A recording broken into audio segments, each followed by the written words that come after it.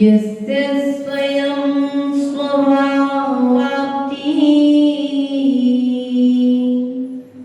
रहावे कृष्णकर्मणां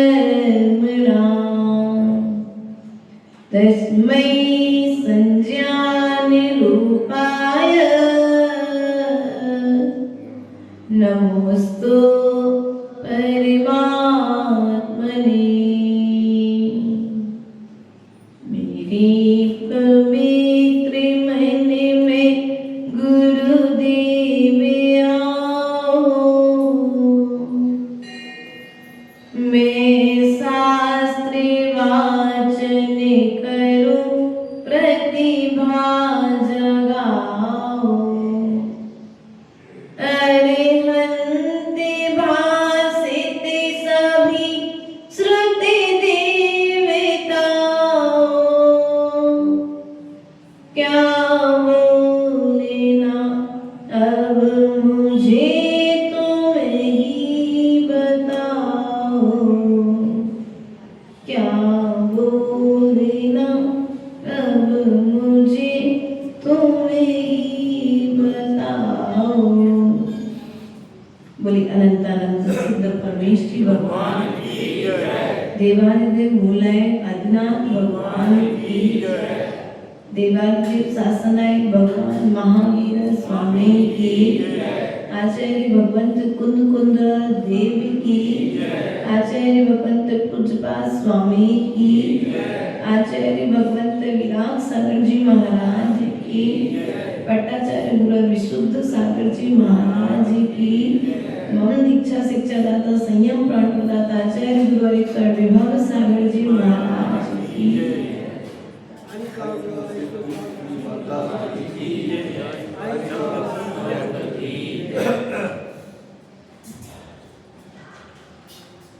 बंधुओं,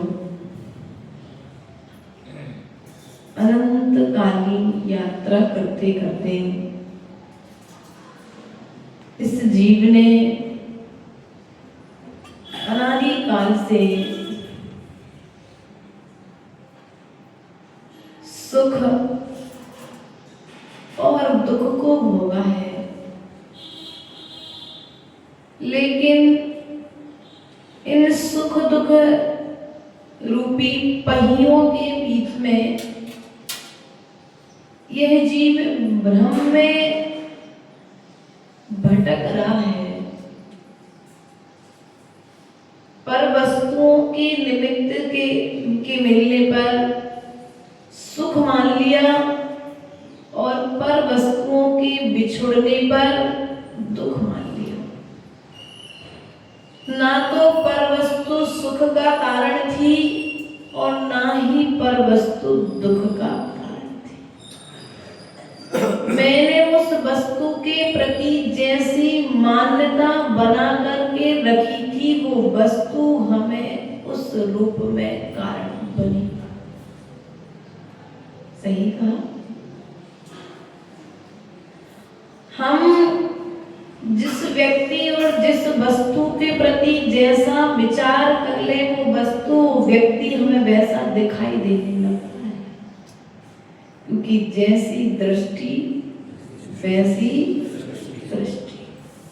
और इस अनंतकालीन यात्रा का कारण यही है कि हमने पर वस्तुओं को अपनी दृष्टि से देखा है, हमने पर वस्तु को पर वस्तु की दृष्टि से नहीं देखा। उसका जो नेचर था, उसका जो वास्तविक स्वभाव था, उस स्वभाव की दृष्टि से मैंने आज तक देखा ही नहीं। और अनादि काल से पर वस्तुओं के निमित्त से सुख दुख में दुख से भरे भटकता चेतन सुख दुख का, भ्रम से भरे भटकता चेतन सुख दुख का। भ्रम है किस बात का बोलो? यदि एक बार भीतर में भ्रम पैदा हो जाए तो फिर उस व्यक्ति को कोई सुधार नहीं सकता, संभाल नहीं सकता। एक व्यक्ति अपने घर पर दीपावली की सफाई कर रहा था और सफाई करते करते उसे एक सर्प ने डस लिया, लेकिन उसे अभी तक ज्ञात नहीं था कि मुझे सर्प ने काटा है, तो जीवित था। लेकिन 6 महीने के बाद में वह सर्प उस बिल से बाहर निकलता हुआ उसे दिखाई दिया, और जैसे उसने बिल से निकलते हुए उस सर्प को देखा तो तत्काल स्मरण हुआ कि 6 महीने पहले सफाई करते समय मुझे सर्प ने, दिमाग में सेट था कि जो सर्प जिसको काट लेता है वो व्यक्ति 6 महीने तक उसे कोई वेदना नहीं, कोई कष्ट नहीं, कोई मरण तुल्य रोग नहीं, बिल्कुल स्वस्थ बढ़िया जैसे उसकी जिंदगी चल रही थी वैसे ही जीवन व्यतीत हो रहा था। लेकिन जैसे ही ज्ञात हुआ कि मुझे सर्प ने डस लिया है, तत्काल वहीं खड़े खड़े वो मरण होता। ऐसी ही कुछ हमारी भी स्थिति है। विषय रूपी सर्प हमें निरंतर डस रहे हैं, लेकिन अभी हमें उस विष का क्या हो रहा है पता नहीं है। लेकिन जैसे ही विष के विषय में जानकारी लगेगी, तत्काल तुम उस विष को क्या करोगे? उन विषय रूपी विष रूपी विषयों का त्याग। लेकिन माता जी पता है, लेकिन फिर भी हम बोलो तो समझदार है, हम लोग को मालूम है कि ये जो विषय भोग हम भोग रहे हैं ये सब दुख का कारण है, लेकिन फिर भी छोड़ नहीं पा रहे हैं, क्योंकि छोड़ने का प्रयास नहीं कर रहे हैं। हमारी स्थिति उन सेठ जी की तरह है कि सेठ जी एक बाबा जी के पास में गए तो बाबा जी ने कहा कि सेठ जी दीक्षा ले लो। तो सेठ जी ने कहा महाराज मैं नहीं छोड़ सकता, मैं नहीं ले पाऊंगा, मेरा परिवार घर कैसे चलेगा मेरे बिना, और आदि आदि बहुत सारी चर्चाएं हुई। दूसरे दिन सेठ जी मंदिर आए, बाबा जी खंभा पकड़ कर के खड़े हो गए। क्या खंभा पकड़ करके खड़े हो गए? बोले बाबा जी खंभा पकड़ करके क्यों खड़े हो? बोले खंभा मुझे छोड़ता नहीं है। क्या ये खंभा मुझे छोड़ता नहीं है? अच्छा रुको मैं बताता हूँ। सेठ जी ने बाबा जी का एक हाथ अपने हाथ में लिया, उसके पश्चात धीरे से उन्हें नीचे उतार दिया, खंभा दोनों हाथ से छुड़वा दिया।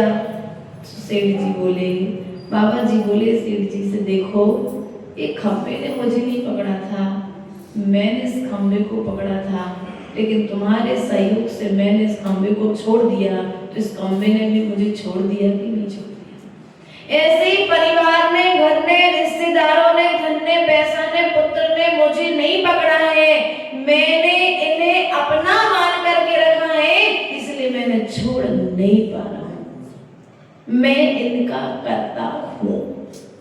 क्या मैं नहीं करूंगा तो परिवार का पालन कैसे होगा, मैं नहीं होऊंगा तो परिवार कैसे चलेगा। भैया चक्रवर्ती जैसे जीव चले गए, लेकिन फिर भी राज्य चला कि नहीं चला। यहाँ पर पीढ़ी दर पीढ़ी 4-5 पीढ़ी चली गई, लेकिन फिर भी मंदिर में पूजा करने वाले हैं कि नहीं है, घर में भोजन बनाने वाले हैं कि नहीं है। किसी के रहने से जिंदगी रुकती नहीं है, और किसी के रहने से जिंदगी चलती नहीं है, और किसी के जाने से जिंदगी रुकती नहीं है। इसलिए प्रिय बंधु, ये भ्रम जो अनादि काल से हमने बना करके रखा है, इस भ्रम को हमें किसी ना किसी एक भाव में तोड़ना पड़ेगा। और जब तक ये भ्रम टूटेगा नहीं, तब तक मोक्ष मार्ग मिलेगा। मोक्ष मार्ग की यात्रा प्रारंभ ही नहीं होगी विपुल भैया। मोक्ष मार्ग की यात्रा प्रारंभ करनी है ना, तो पहले भ्रम छोड़ो। सब अपने अपने हैं, कोई भी अपना नहीं है। सब अपने अपने हैं, कोई भी अपना स्वार्थ के संसारी है। जब तक तुम पत्नी के लिए पैसा दे रहे हो, पत्नी जब तक तुम्हारी, जब तक बेटे की इच्छाओं की पूर्ति चल रही है, जब तक बेटा तुम्हारा, और जहां पापा ने और पति ने पैसा देना बंद कर दिया, पत्नी पराई और पुत्र पराया हो जाएगा। सब जानते हो, सब परिस्थितियां हमसे ज्यादा अच्छे से आप लोग रोज देखते हो। हम तो किताब में एक कहानी पढ़ पाते हो, और आप तो घर घर की कहानी जानते हो। प्रत्येक घर में यही दशा, लेकिन फिर भी बोलो, लेकिन फिर भी आनंद वही आ रहा है, क्योंकि अनादिकालीन संस्कार है ना। चारित्र मोहिनी कर्म का तीव्र पर्दा पड़ा हुआ है, चारित्र मोहिनी कर्म का तीव्र उदय है। इसलिए घर छोड़ने का भाव नहीं हो रहा है। कहीं स्वास्थ्य का बहाना कर रहा है व्यक्ति, कहीं परिवार का बहाना कर रहा है, कहीं पुत्र का बहाना कर रहा है, कहीं व्यापार का बहाना कर रहा है। नाना तरह के बहाने लेकर के मोक्ष मार्ग से बचने की कोशिश कर रहा है कि नहीं कर रहा है। ऐसे भी साधक हुए वर्तमान पंचम काल में, चतुर्थ काल में जो हुए सो ठीक है, वर्तमान काल में ऐसे भी साधक हैं जिन्होंने बड़े बड़े पदों को त्याग करके जैनेश्वरी दीक्षा ली। बड़े बड़े पदों को त्याग करके जैनेश्वरी दीक्षा ले ली, और हम पद के लिए झगड़ा कर रहे हैं। अरे भैया, तुम्हें पद चाहिए है तो ऐसे पद के लिए झगड़ो कि तुम्हें परम पद मिल जाए, और पर से झगड़ने की जरूरत नहीं है। अपने कर्मों से झगड़ना प्रारंभ कर दो, परम पद की प्राप्ति हो जाएगी। परम पद अर्थात सिद्ध। फिर कोई पद पर जाने की जरूरत, बोलो, ये आरिका पर छूट जाएगा, आचार पर छूट जाएगा, गढ़नी पर छूट जाएगा। जितने भी पद पर के निमित्त से मिले हैं वे सब, बोलो, रहेगा कौन सा पद? परम पद, सिद्ध पद, शाश्वत रहने वाला है। इसलिए अध्यक्ष पद के लिए लड़ना नहीं भैया। मिल जाए तो अच्छी बात, नहीं मिले तो और अच्छी बात। क्या मिल जाए तो अच्छी बात, और नहीं मिले तो उससे भी अच्छी बात, क्योंकि पद पर आने के बाद में एम से बच जाओ। अहंकार छोड़ता नहीं। अरे मैं अध्यक्ष हूँ, मेरी समाज के लोग सुनते नहीं है। अरे भैया, तुम अध्यक्ष ही तो हो, अरहंत तो थोड़ी ना हो कि तुम्हारे सब लोग सुने। हाँ, अरहंत प्रभु जब बोले तो 3 लोग के जीवों ने सुनी और शांति हुई। नरकों उतने समय के लिए भी 3 गति के जीव समोषण में पहुंचे, भव्य जीव समोषण में पहुंचे सुनने के लिए। जो अभव्य थे वे अरहंत के समोषण में भी नहीं पहुंच पाए, वो कल्याण नहीं कर पाए। इसलिए प्रिय बंधुओं, अरहंत भगवान ने कहा है कि पंचम काल में यदि तुम वास्तविकता में पद चाहते हो, इस भ्रम से बचना चाहते हो, तो पदों का झगड़ा बंद कर जाओ। राजनीति में जाओ तो प्रधानमंत्री को कौन कौन से मंत्री होते हैं? राजमंत्री, प्रधानमंत्री, शिक्षा मंत्री, विधायक, जो भी बिना विधायक जो भी होते हैं, सब काय की लड़ाई चल रही है? बोलो मेरा एक का चले। भैया काम ऐसा करो कि उसके आगे फिर किसी दूसरे के आगे तुम्हें झुकना ना पड़े। क्या? और वो है एक पद। कौन सा पद? परम पद। और वर्तमान पंचम काल में अरिहंत पद मिलने वाला नहीं है, तो अरहंत पद मिलने वाला नहीं है, तो वर्तमान में तुम मुनि पद पर तो आसीन हो सकते हो। मुनि पदवी त्रिलोक पूजित पद है। और अपनी शक्ति को छुपा करके यदि हम वास्तविकता में यदि अपनी शक्ति को छुपा रहे हैं, तो हम किसी दूसरे का नुकसान नहीं कर रहे हैं, हम खुद का ही नुकसान कर रहे हैं। शक्ति है मुनि दीक्षा लेने की, शक्ति है आर्य का दीक्षा लेने की, लेकिन फिर भी बोलो, फिर भी पुरुषार्थ की ओर दृष्टि, अरे हो जाएगा, चले जाएंगे अंतिम समय में नमोकार मंत्र तो सुनाई देगा कोई ना कोई। नहीं भैया, घर बैठे कोई नहीं आएगा, पुण्य नहीं होगा तो तुम्हारे दरवाजे पर कोई नमोकार मंत्र सुनाने भी नहीं आएगा। देखो अनादिकालीन यात्रा करते करते हम कहां पर आए?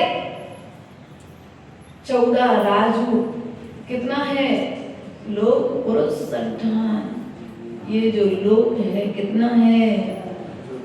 14 राजू।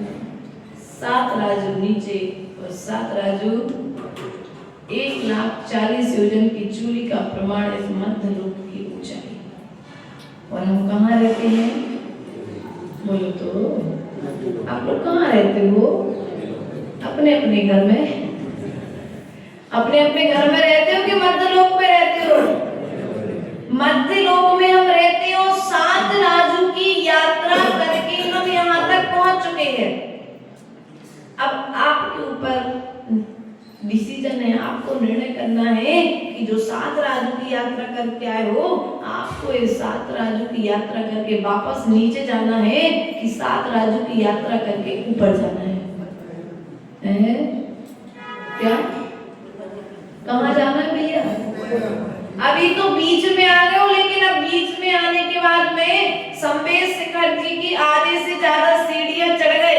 9 किलोमीटर का सफर था, 9 किलोमीटर चढ़ गए, गौतम गढ़धर की टॉप पर पहुंच गए। अब 9 किलोमीटर की तुम्हें वंदना ऊपर ऊपर में करना है, तो क्या करोगे? भैया थक गए, अब तो गौतम गढ़धर की वंदना करके वापस जाएंगे। ऐसा करते हो क्या? क्यों? अब 9 किलोमीटर चल के आए हो, अच्छे थक चुके हो भैया, नीचे जा सकते हो। कोई तुम्हें जबरदस्ती करने वाला, कोई तुम्हारा पुण्य कर्म का उदय होगा तो कोई कह देगा भैया अब गौतम गढ़धर कर ली है, तो 9 किलोमीटर चल के तुम ये 24-25 टोकों के दर्शन और कर लो, फिर नीचे 9 किलोमीटर नीचे उतर जाना। लेकिन यदि पुण्यात्मा जीव नहीं है तो गौतम गढ़धर की टॉप पर जाएगा और वहां से वापस बोलो। प्रमादी जीव है, आलसी जीव है, जिसे अभी दर्शन की महिमा का ज्ञान नहीं है, वो वहां से गौतम गढ़धर की टॉप से वापस। हमारी भी स्थिति, हम गौतम गढ़धर की टॉप तक तो आ चुके हैं, अब बस थोड़ा सा पुरुषार्थ करके यहाँ पर हमें व्रत आदि को धारण करके पूरे जो 84 लाख योनियों की यात्रा है उसे समाप्त करना है और पुनः जाकर के 7 राजू ऊपर चढ़ करके हमें सिद्धशिला पर पहुंचना है। लेकिन आप लोग क्या कह रहे हो? भाई अब तो थक गए, अब नहीं जा सकते, हमें भूख लग गया है। लगती कि नहीं लगती? आप लोगों को नहीं लगती भूख? तो पास ले लो आज का सब लोग। गौतम गढ़धर की टॉप पर जब पहुंच जाते हो तो भूख भी लगती है, प्यास भी लगती है, लेकिन भीतर में श्रद्धान कहता है देखो इतना तुम प्यासे चले हो, ये वंदना और कर लो, फिर पूरी वंदना करने के बाद पानी पी लेना। इसी प्रकार से तुम जब नरकों में रहे ना तो पानी नहीं मिला, वहां खून पीप की नदियां बहती थी, दिन रात मार पीट काट चलती रहती थी उधर पर, है ना।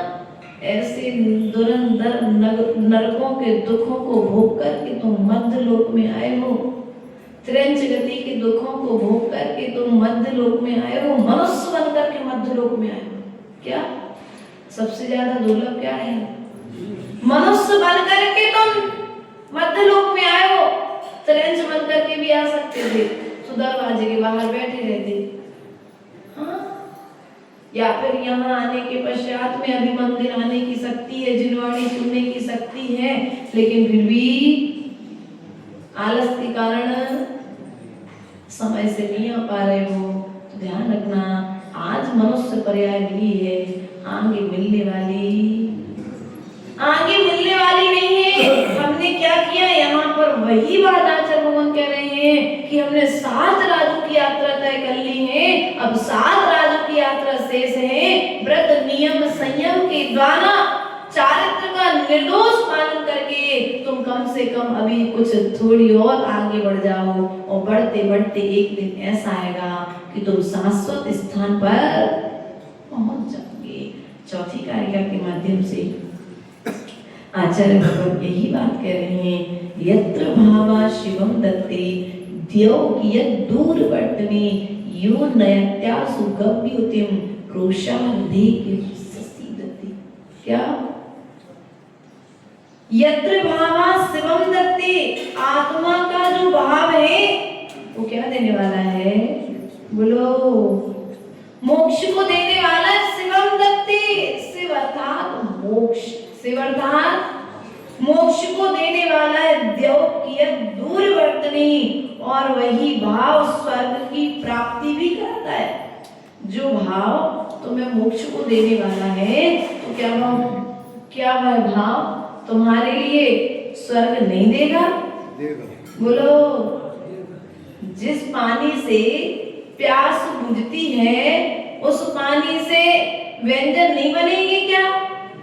है, जिस पानी से तुम प्यास भी बुझा सकते हो और व्यंजन भी बना सकते हो, स्नान भी कर सकते हो, तुम जो चाहो उस जल में वैसा प्रयोग, ऐसे तुम्हारे परिणाम हैं। यही परिणाम तुम्हें मोक्ष दे सकते हैं, यही परिणाम तुम्हें स्वर्ग दे सकते हैं, तुम्हारे परिणाम ही तुम्हें नरक और निगोद दे सकते हैं, तुम्हारे परिणाम ही तुम्हें त्रिंच गति की यात्रा करा सकते हैं। अब तुम्हें परिणामों के माध्यम से करना क्या, ये तुम्हें स्वयं निर्णय करना पड़ेगा।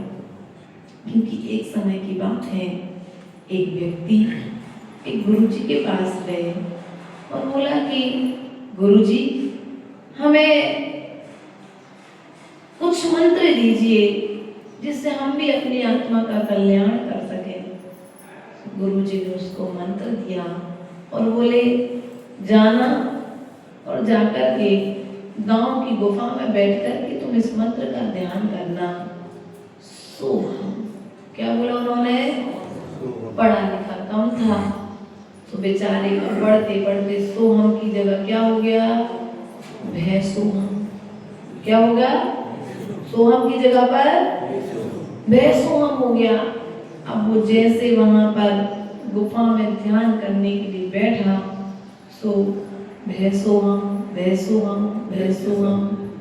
डोभी जानते हो, अपने डोभी बोलते हैं इसके अंदर है ना। तो अब वो जैसे ही पहुंचा और गुफा में बैठे बैठे उसने जैसे ही ध्यान किया तो बस उसके मन में चिंतन चला गया, मैं भैंस के समान हूँ, मेरा बहुत बड़ा सा पेट है, मेरे 4 पैर हैं, बड़े बड़े से सींग हैं, बड़ा भारी सा मुंह है। अब वो ध्यान में इतना लीन हो गया कि उसने अपने आप को भैंस मान लिया और वो चिल्लाने लगा, दरवाजे से निकलने का प्रयास करता तो निकल नहीं पा रहा है, सो चीखने लगा। उसकी चीख सुन करके गुरुजी गुफा में आए और उसके लिए हिला करके उसका ध्यान भंग किया। उससे पूछा, भाई बात क्या है? बोले, आपने जो मंत्र दिया था मैं उसी मंत्र का जाप कर रहा हूँ, लेकिन मैं तो भैंस के समान खूब बड़ा हो गया हूँ और मैं गुफा से नहीं निकल पा रहा हूँ। तो गुरुजी ने कहा, मंत्र सुनाना। बोले, भैंस हो हम। बोले, मैंने मंत्र कौन सा दिया था? बोले, आपने भैंसो हम मंत्र दिया था। बोले, नहीं भैया, मैंने सोहम मंत्र दिया था और तुमने किया क्या? भैंसो हम। तुमने अपने आप के लिए भैंस के समान कल्पना कर ली, अर्थात तुमने जैसा परिणाम कर लिया तुम उस तरह के अपने आप को वैसा मानने लग गए। ऐसे ही हमारी स्थिति वर्तमान में है। हमने अपने आप को कमजोर मान करके रखा है कि मैं ये कार्य नहीं कर पाऊंगा, मैं मोक्ष मार्ग पर नहीं बढ़ पाऊंगा, मैं चारित्र का निर्दोष पालन नहीं कर पाऊंगा, सो मैं नहीं कर पा रहा हूं। और कर पाऊंगा तो कर लेता। क्योंकि ध्यान रखना, चारित्रधारियों में दोष देखना और चारित्रधारियों के दोष निकालना बड़ा सरल है, लेकिन चारित्र का निर्दोष पालन करना, चारित्रधारियों की निंदा करके चारित्र मोहिनी कर्म का बंद करना बहुत आसान है, लेकिन चारित्र को निर्दोष बनाए रखना बड़ा कठिन है। बड़ा कठिन है दूसरे के गुण देख पाना। क्योंकि मेरी भावना में कहती तो जरूर है कि गुणी जनों को देख हृदय में मेरे प्रेम उमड़ आवे। बोलते कि नहीं बोलते, लेकिन प्रेम बढ़ता है। अरे कुछ लोग का प्रेम तो बबूला भक्ति से होता है, गुड़ लिपटी छुरी वाला प्रेम भी होता है। हम लोग को सब तरह के लोग मिलते हैं भैया। बाहर से तो लगेंगे वाह कितना भक्ति वाला व्यक्ति है, लेकिन बाद में मालूम पड़ेगा ये बाहर से भक्ति वाला है, भीतर से गुड़ उतारेंगे तो छुरी गुड़ लिपटी छुरी का मतलब समझते हैं? यदि छुरी के ऊपर, चाकू के ऊपर में गुड़ लगा दिया जाए और कोई बच्चा गुड़ खाने के चक्कर में उस गुड़ का स्वाद उस चाकू को अपने जीभ पर लगाएगा तो क्या होगा? गुड़ के साथ साथ उसकी जीभ भी, बस ऐसे कुछ श्रावक भी होते हैं। इसलिए प्रिय बंधुओं, हमने अपना जो ये नेचर बना लिया है, मुंह पर कुछ और पीठ पीछे कुछ, ये नेचर किसी दूसरे का बुरा करने वाला नहीं है। ये स्वभाव तुम्हारा खुद का। बोलो, ऐसी कुछ माताएं आती है हम लोग के पास और लगेगा कि हाँ यार कितनी भक्ति करती है लोग। कुछ भैया लोग आएंगे लगेगा अरे कितना चाहते हैं हम लोगों के लिए, लेकिन बाद में मालूम पड़ेगा कि भैया ये तो गुड़ लिपटी छुरी है, भीतर में घुस कर के बाहर में डिंडोरा पीटने वाले लोग हैं। इसलिए हम लोग भी सावधान रहते हैं, ऐसा कोई काम ही नहीं करते कि डिंडोरा पीट पाओ, क्योंकि अच्छाई का डिंडोरा तुम पीटोगे नहीं और बुराई हम करते नहीं। क्या अच्छाई का डिंडोरा तुम पीटोगे नहीं, क्योंकि ईर्ष्या है भीतर में, संगवाद पंथवाद की, तो अच्छाई का डिंडोरा पीट नहीं पाओगे और बुरा हम करेंगे नहीं, तो तुम्हें कुछ कहने के बाद मौका मिलेगा नहीं। सो आराम से। इसलिए प्रिय बंधु, जो हमने अनादि काल से जो अपने परिणामों को बिगाड़ करके रखा है, जिन परिणामों से हम मोक्ष जा सकते हैं, उन्हीं परिणामों से हम स्वर्ग भी जा सकते हैं और उन्हीं परिणामों से हम नरक भी जा सकते हैं। चारित्रधारियों की विनय करके हम स्वर्ग और सिद्धालय भी जा सकते हैं और चारित्रधारियों की अभिनय करके हम नरक और त्रयस्थ में भी जा सकते हैं। मायाचारी, आज व्यक्ति घर वालों के साथ मायाचारी नहीं कर रहा है, आज व्यक्ति मायाचारी धर्म स्थल में कर रहा है। क्या एक कुछ व्यवस्था हो जाए तो देख लो पीछे क्या कहा मैंने। मायाचारी आप लोग घर पर कम, मंदिर में बोलो हो जाती कि नहीं हो जाती मायाचारी? राग के वशीभूत में होकर के, कभी द्वेष के वशीभूत होकर के, कभी मान के वशीभूत होकर के, क्योंकि ये मान मिटाने के लिए मंदिर बनाया था, लेकिन हमने इस मंदिर के लिए मान की पूर्ति का साधन बना दिया। साधना करने के लिए स्थान बनाया गया था। बिल्कुल भैया, ये मंदिर साधना करने के लिए बनाया गया था, साधकों की साधना की सिद्धि के लिए बनाया गया था, साधकों की विनय के लिए बनाया गया था। लेकिन हमने क्या किया, इस साधना स्थल में भी आकर के सम्यक दृष्टि आत्माओं की विराधना की, अर्थात स्वयं के परिणामों की विराधना की है। अब तुमने सम्यक स्थान पर आकर के अपने परिणामों की विराधना की है, तो भविष्य में फल मिलेगा क्या? हम अपने हाथ से अपने खेत में आग लगा रहे हैं क्या? बढ़िया पुरुषार्थ करके तुमने 4 महीने तक गेहूं को बोया और बोने के पश्चात में अच्छी बढ़िया फसल आ गई, पानी नहीं गिरा, अच्छा बड़ा बड़ा गेहूं दिख रहा है, और अंत में कसाई आई सो चिंगारी छोड़ दी। इसी प्रकार से हम कर रहे ना, गेहूं का खेत 4 महीने तक बड़ी मेहनत करने के पश्चात दिन रात पानी दिया, देख रेख करी, पशु पक्षियों से तुमने रक्षा की, और रक्षा करने के पश्चात में तुम्हारी फसल बहुत अच्छी आ गई। जब काटने का समय आया तो तुमने आग लगा दी। अब पड़ोसी तुमसे क्या कहेगा, भैया तुम्हारे बराबर मूर्ख कोई दूसरा, जब तुम्हें आग ही लगानी थी तो फसल तो उगाई। और हम भी कुछ इसी तरह से कर रहे हैं। जब नरक में थे तो ये भावना करते थे मुझे एक बार मनुष्य पर्याय मिल जाए, चिरंज में थे तो भावना करते थे मुझे एक बार मनुष्य पर्याय मिल जाए। हम जब स्वर्ग में थे तब भावना करते थे मुझे एक बार मनुष्य पर्याय मिल जाए। तुम्हारे भोग की भावनाओं का परिणाम है कि तुम्हें मनुष्य पर्याय मिली, लेकिन मनुष्य पर्याय में आकर के हम स्वयं ही इसे बर्बाद, बोलो हम स्वयं ही से विषय भोगों में लगा करके बर्बाद, मेहनत की कमाई को स्वयं ही कागज के नोट कमाए को अपने हाथ से फाड़ करके फेंक रहे हो, तो लोग तुमको क्या कहेंगे भैया नीलेश? मूर्ख कहेंगे, बस वो कागज के नोट दिख रहे हैं, लेकिन हमारी असंयम में लगी हुई श्वासें, विषय भोगों में भोगा जा रहा है जीवन मुझे दिखाई दे रहा है क्या? हमारी श्वासें प्रतिपल समाप्त होती चली जा रही हैं, लेकिन हमारा ध्यान हमारे परिणामों पर, क्योंकि आंखों के माध्यम से हम पर को भी देख सकते थे और निज को भी देख सकते थे। चश्मा लगा करके हमने हमेशा दूसरों के दोषों को तो देखा है, लेकिन यदि एक बार चश्मा उतार करके हम अपने खुद के दोषों को देख लेते तो शायद ये परिणाम तो हमें जो मोक्ष दे रहे थे वे स्वर्ग में तो पहुंचा ही देते।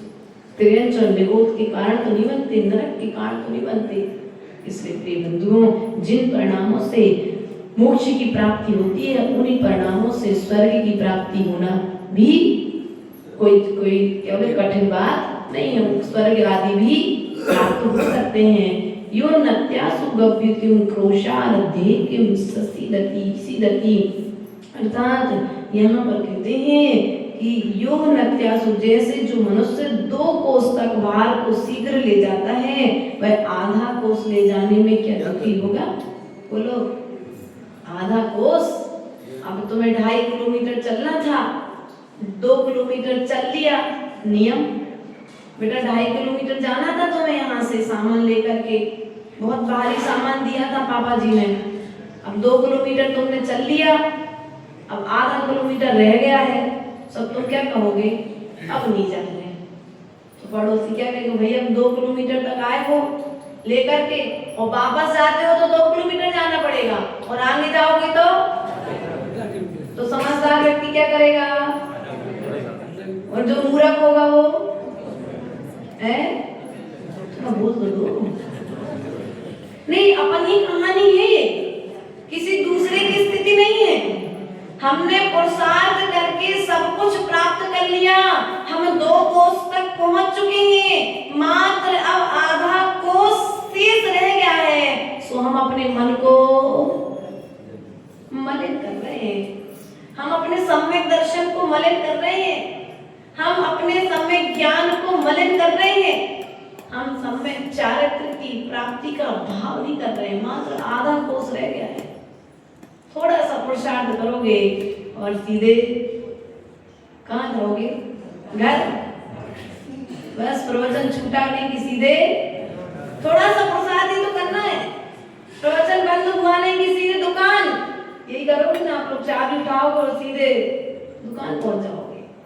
लेकिन अपन को दुकान की यात्रा में अनादि काल से दुकान खोली है, बंद करी है। हम घर अनादि काल से मकान में गए हैं, घर में रहे हैं और घर में रह करके घर घराते रहे। घर घराना समझते? घर घराना समझते नहीं समझते? घर घराना मतलब आवाज करना, लड़ते झगड़ते रहे, घर में गए और आपस में राग द्वेष करते रहे हैं। इसलिए प्रिय बंधुओं, जिस घर में तुम रह रहे हो उस घर को तुम्हें एक दिन छोड़ कर के जाना है। जिस घर में रह रहे हो उस घर को तुम्हें छोड़ कर के एक दिन जाना है। ये घर तुम्हें छोड़ कर के जाए उसके पहले तुम दूसरा घर, बोलो, ये घर तुम्हें छोड़ कर के जाए उसके पहले दूसरा घर अच्छा वाला देखना भैया, अच्छा वाला देखना। पैसे थोड़े से ज्यादा लग जाए लेकिन अच्छा कमरा देखना भैया, क्योंकि इतना थक करके हम समय शिखर जी की यात्रा करने जा रहे हैं और थक करके आएंगे तो कम से कम रेस्ट करने के लिए, लेटने के लिए पलंग तो अच्छा हो उस कमरे में, पंखे की एसी की सुविधा तो हो उस कमरे में, एक किचन पट्टी तो हो जिसमें बना करके हम शुद्ध भोजन ऐसे देखते ना, भले 1000 रुपए लग जाए लेकिन व्यवस्था है अच्छी। बस अभी तुम्हें जाना है, स्वर्ग जाना है, नरक जाना है और त्रियंच। ये 3 कमरे हैं तुम्हारे पास में। उन 3 कमरों में से तुम जैसा पैसा भरोगे तुम्हें वैसा कमरा, बोलो, जैसा पैसा भरोगे वैसा कमरा, तुम जैसा पुण्य करोगे तुम्हें वैसा घर, वैसा स्थान, वैसी पर्याय। अब तुम्हें कहाँ जाना है, क्या करना है, ये तुम्हारे ऊपर डिपेंड है। इसलिए प्रिय बंधुओं, ये परिणाम ही हमारे लिए हैं जो स्वर्ग पहुंचा सकते हैं। ये परिणाम ही हैं जो हमें सिद्धालय पहुंचा सकते हैं। वो ये परिणाम ही हैं जो हमें पर वस्तुओं के निमित्त से संसार में भटका रहे हैं। इसलिए हे उपाधि का विचार करते हुए अपने परिणामों को निर्मल करने का प्रयास और पुरुषार्थ हम निरंतर करते रहेंगे तो निश्चित ही संसार के दुखों से बचकर के हम स्वर्ग और सिद्धालय में पहुंच पाएंगे। बोले भगवान महावीर स्वामी की, परम पूज्य आचार्य गुरुवर स्वर्ण विभव सागर जी महाराज की।